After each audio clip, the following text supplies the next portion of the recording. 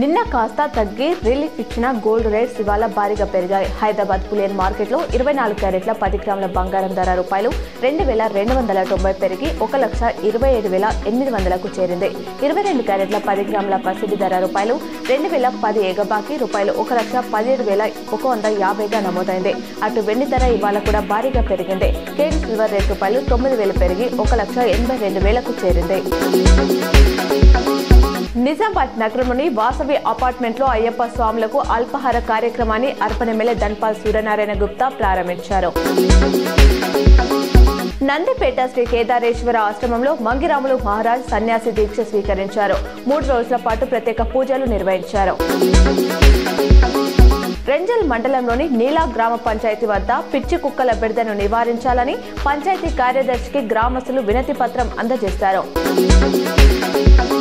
Kharif season లో 80 లక్షల metric టన్నుల ధాన్యాన్ని కొనుగోలు చేయనున్నట్లు మంత్రి ఉత్తమ్ తెలిపారు. సూర్యాపేట డి గారెడిపల్లిలో ధాన్యం కొనుగోలు కేంద్రాలను పరిశీలించారు.